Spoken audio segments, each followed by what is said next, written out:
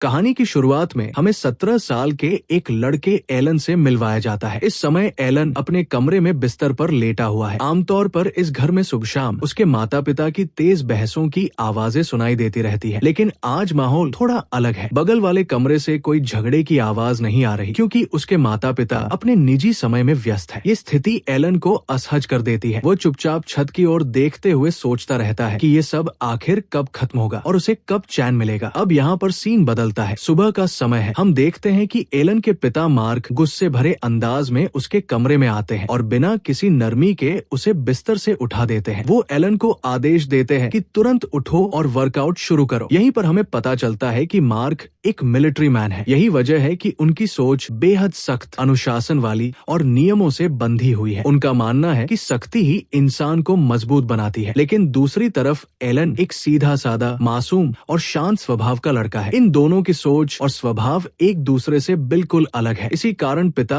और बेटे के बीच आए दिन किसी न किसी बात को लेकर बहस होती रहती है और दोनों के बीच कभी सही मायनों में तालमेल नहीं बन पाता। लेकिन इस दूरी की वजह सिर्फ इतनी ही नहीं है। जब एलन बहुत छोटा था तभी उसकी असली माँ की मृत्यु हो गई थी। इसके बाद मार्क ने दूसरी शादी कर ली। एलन की सौतेली माँ जूली ने कभी उसे वो भावनात्मक सहारा नहीं दिया जिसकी उसे जरूरत थी। जूली अक्सर पिता पुत्र की बहसों में चुप रहती है और बीच में बोलने से बचती है। शायद इसलिए क्योंकि वो खुद को एलन से पूरी तरह जुड़ा हुआ महसूस नहीं कर पाती, और शायद इसलिए भी क्योंकि वो इस परिवार में अपनी जगह को लेकर असमंजस में रहती है। अगली सुबह हम देखते हैं कि मार्क को किसी काम से शहर से बाहर जाना होता है। जाने से पहले वो एलन को बुलाकर सख्त लहजे में चेतावनी देता है कि वो अपनी माँ के साथ ठीक से पेश आए। ये बात वो प्यार से नहीं बल्कि धमकी भरे अंदाज में कहता है। इसके बाद मार्क जूली से भी बात करता है और उससे कहता है कि उसे किसी भी तरह उसके लौटने से पहले एलन को एक जिम्मेदार और मैच्योर इंसान बना देना है। ये सब सुनकर एलन को गुस्सा आ जाता है और वो चुपचाप अपने कमरे में चला जाता है। इधर जूली घर के लिए कुछ सामान लेने बाजार जाने की तैयारी करती है, लेकिन जैसे ही वो कार स्टार्ट करने की कोशिश करती है, कार चालू नहीं होती। वो काफी देर तक कोशिश करती रहती है, लेकिन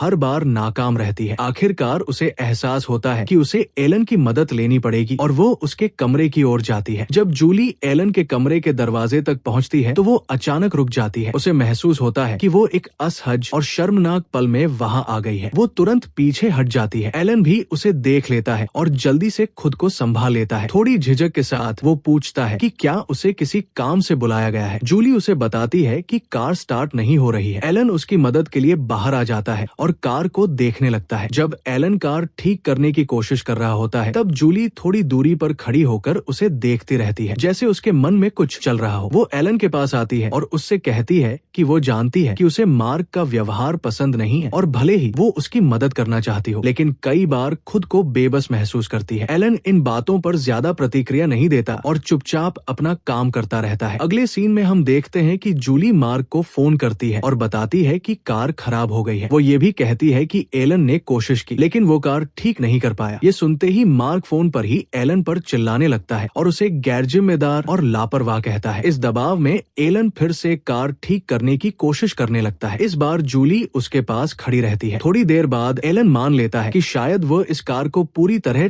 ठीक नहीं कर पाएगा। तब जूली उसे शांत स्वर में समझाती है और हौसला देती है। वो कहती है कि अगर इंसान खुद पर भरोसा रखे तो कोई भी काम नामुमकिन नहीं होता। जूली की ये बातें एलन के दिल को छू जाती है। पहली बार उसे जूली के लिए अपने अंदर एक अलग तरह की गर्माहट और अपनापन महसूस होता है। जब जूली वहाँ से जाने लगती है तभी अचानक उसका पैर मुड़ जाता है। एलन तुरंत उसे संभालता है और बैठने में मदद करता है। वो उसके घायल पैर को ध्यान से देखता है और दर्द कम करने की कोशिश करता है। ये पल दोनों के बीच एक अनजानी भावनात्मक नजदीकी पैदा कर देता है। दोनों ही अपने अपने मन में उठ रही भावनाओं को समझ नहीं पाते और खुद को संभालने की कोशिश करते हैं। हालात को समझते हुए एलन अचानक पीछे हट जाता है और वहाँ से चला जाता है। जूली वही बैठी रह जाती है, अपने ख्यालों में खोई हुई। अगले सीन में रात का समय होता है। एलन लिविंग रूम में टीवी देख रहा होता है। तभी जूली वहाँ आती है। सलीके से तैयार होकर माहौल को थोड़ा हल्का करने की कोशिश करती है। वो एलन के पास बैठती है। कमरे में एक अजीब सी खामोशी और तनाव फैल जाता है। एलन उसके घायल पैर पर ध्यान देता है और एक बार फिर मदद की पेशकश करता है। धीरे धीरे धीरे उनकी बातचीत कम होती जाती है, भावनाएं गहरी होती जाती है और सीन धीरे धीरे फेड आउट हो जाता है। बाकी सब दर्शकों की कल्पना पर छोड़ दिया जाता है। यहाँ से कहानी एक ऐसे मोड़ पर पहुँचती है जहाँ दोनों अपने अपने रिश्तों और सीमाओं को भूलकर एक नई शुरुआत कर बैठते हैं। लेकिन ध्यान देने वाली बात यह है कि एलन के लिए ये सब पहली बार हो रहा था। अनुभव की कमी और भावनात्मक अपरिपक्वता की वजह से ये शुरुआत होने से पहले ही लड़खड़ा जाती है। ये देखकर जूली अपने मन में एक फैसला करती है कि वो एलन को संभालेगी, उसे आत्मविश्वास देगी और उसे अपनी भावनाओं व इम्पल्सेस पर काबू करना सिखाएगी। इसके बाद से दोनों के बीच का रिश्ता धीरे धीरे और गहरा होता चला जाता है। समय के साथ वे ज्यादा से ज्यादा वक्त साथ बिताने लगते हैं। घर के अलग अलग हिस्सों में उनकी नजदीकियां बढ़ती जाती है और वे ऐसी सीमाएं पार करने लगते हैं जिन्हें पार नहीं किया जाना चाहिए था। उनका रिश्ता अब लगातार गुप्त और भावनात्मक रूप से काफी इंटेंस हो जाता है। एक दिन ऐसा आता है जब दोनों कार में साथ बैठे होते हैं, अपनी ही दुनिया में खोए हुए। तभी जूली अचानक रुकती है और खुद से सवाल करने लगती है। वो एलन से पूछती है कि वे दोनों जो कर रहे हैं क्या वो सही है या गलत। एलन उसे भरोसा दिलाता है कि उसे किसी बात की चिंता करने की जरूरत नहीं है। वो वादा करता है कि वो इस बारे में किसी को कुछ नहीं बताएगा। उसकी बातों से जूली को थोड़ी तसल्ली मिलती है। इसके बाद समय यूं ही गुजरता रहता है। दिन बीतते हैं और एलन में बदलाव साफ नजर आने लगता है। वो पहले से ज्यादा खुश रहने लगता है, ज्यादा आत्मविश्वासी दिखने लगता है। एक दिन सुबह एलन घर लौटता है और अपने हाथों में कई गुलदस्ते लिए होता है जो वो जूली के लिए लाया होता है। लेकिन जैसे ही वो जूली के कमरे तक पहुंचता है, उसके सारे सपने एक ही पल में टूट जाते हैं। उसके सामने बैठा होता है उसका पिता मार्क, जो उम्मीद से पहले ही घर वापस आ चुका होता है। मार्क और जूली को साथ देखकर एलन को गहरा झटका लगता है। ये दृश्य उसे अंदर तक तोड़ देता है क्योंकि वो खुद को जूली से भावनात्मक रूप से जुड़ा हुआ मानने लगा था और अब उसे लगता है कि उसे धोखा दिया गया है। कुछ समय बाद एलन को मौका मिलता है और वो किचन में जूली से बात करने की कोशिश करता है। भावनाओं से भरा हुआ एलन फिर से उससे जुड़ना चाहता है, लेकिन जूली इस बार सख्त हो जाती है। वो गुस्से में साफ शब्दों में कहती है कि उनके बीच जो कुछ भी हुआ था उसे यही खत्म समझा जाए और हमेशा के लिए भुला दिया जाए। ये बात एलन के लिए स्वीकार करना आसान नहीं होता। वो भावनात्मक रूप से अस्थिर हो जाता है। जब वो बात को जबरदस्ती आगे बढ़ाने की कोशिश करता है तो जूली तीखी प्रतिक्रिया देती है और उसे थप्पड़ मार देती है। थप्पड़ की आवाज सुनकर मार्क तुरंत वहाँ आ जाता है। हालात संभालने के लिए जूली झूठ बोल देती है कि एलन फिसल कर गिर गया था। मामला वही दबा दिया जाता है। रात का समय होता है। एलन अपने पिता के साथ डिनर टेबल पर बैठा होता है, लेकिन उसके अंदर कुछ टूट चुका होता है। अचानक वो मार्क की बंदूक उठा लेता है और अपने पिता को गन पॉइंट पर ले लेता है। भावनाओं के सैलाब में वो सारी बातें बता देता है जो मार्क के घर पर न होने के दौरान जूली और उसके बीच हुई थी। वो सीधे अपने पिता से कहता है कि जूली उससे नहीं बल्कि एलन से प्यार करती है, लेकिन जूली बीच में हस्तक्षेप करती है और साफ कहती है कि वो सिर्फ मार्क से प्यार करती है और उसके लिए किसी भी हद तक जा सकती है। ये सुनते ही एलन को एहसास होता है कि शायद जूली ने भी उसका इस्तेमाल किया था। पूरी तरह टूट चुका एलन बंदूक खुद पर तान लेता है। ये सब देखकर मार्क जोर जोर से हंसने लगता है। वो एलन से कहता है कि आखिरकार वो वही बन गया है जो मार्क हमेशा से उसे बनाना चाहता था, एक सख्त निडर इंसान। मार्क कहता है कि आज एलन ने बंदूक उठाई है और कल वो इसे चलाना भी सीख जाएगा। जो काम वो खुद सालों में नहीं कर पाया वो जूली ने कुछ ही समय में कर दिखाया। इसके बाद मार्क एक चौंकाने वाला सच बताता है। वो कहता है कि उसने खुद जूली से कहा था कि वो किसी भी तरह उसके बेटे को मजबूत और मैच्योर बना दे। उसे इस बात से कोई फर्क नहीं पड़ता था कि जूली ये कैसे करती है। उसके लिए सिर्फ नतीजा मायने रखता था और वो नतीजा आज उसके सामने बैठा है। ये सच एलन को अंदर तक हिला देता है। उसने कभी सोचा भी नहीं था कि उसके पिता का प्यार इतना विकृत हो सकता है कि वो अपने बेटे को आदमी बनाने के लिए अपनी पत्नी तक को मोहरा बना देगा। आखिर में एलन धीरे धीरे बंदूक नीचे रख देता है, चुपचाप डिनर टेबल पर बैठता है और एक मैच्योर इंसान की तरह खाना खाने लगता है और इसी भारी डरावनी चुप्पी के साथ ये कहानी यही खत्म हो जाती है।